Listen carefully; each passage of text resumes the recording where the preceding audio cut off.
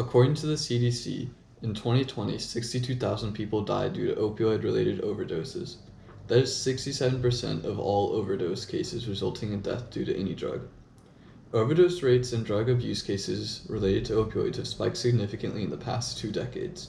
This is largely in part due to one business's complete disregard for ethics and the damage their actions might have in the coming years.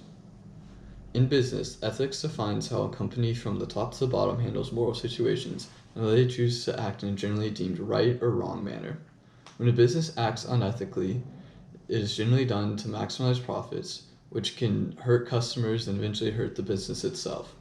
On the other hand, an ethical decision might hurt a business's profits, but they show by acting ethically that their beliefs are firm and that they can gain the trust of the public.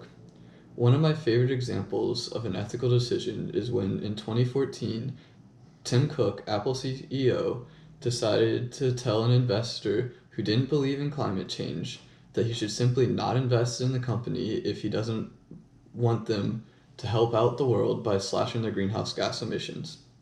But not every business acts ethically. As I stated in my opening, one business's lack of ethics has caused injury and death to countless numbers of people. This company is PurduePharma, and their unethical decisions around opioid products has led to the downfall of the company and large amounts of damage to the general public. In May 2007, PurduePharma pleaded guilty in federal court to criminal charges that they misled regulators, doctors, and patients about the drug's risk of addiction and potential to be abused.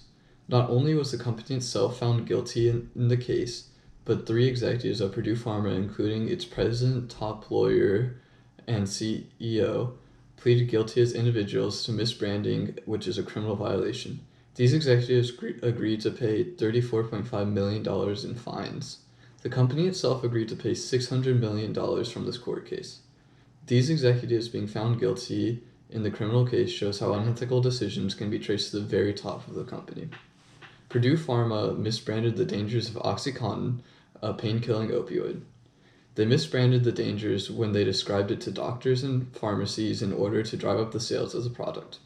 They launched one of the largest advertising campaigns for a painkiller ever up to that point in the early 2000s.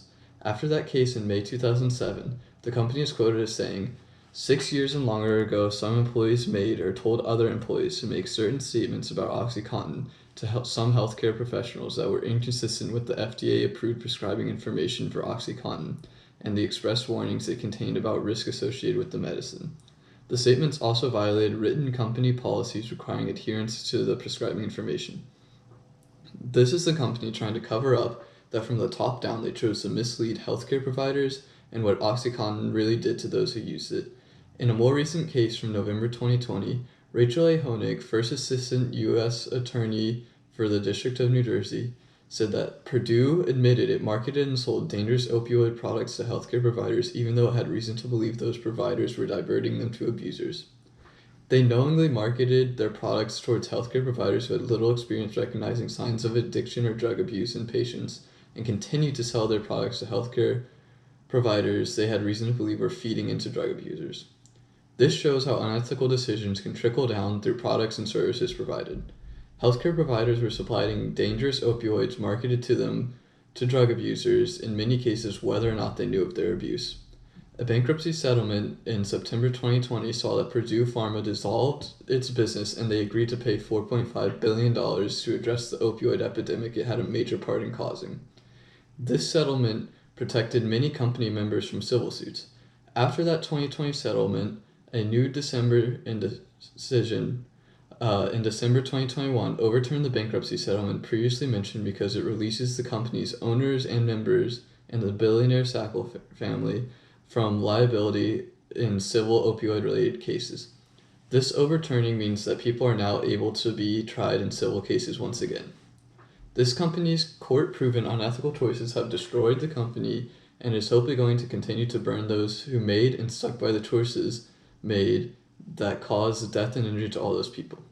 The state of ethics in business today completely varies from company to company, but if we take PurduePharma as an example for how continued unethical decisions can lead to the destruction of a company and the harming of the public, then we can begin to understand why acting in an ethical way is important for businesses, no matter how big or small your part is in a business, since your actions will have consequences.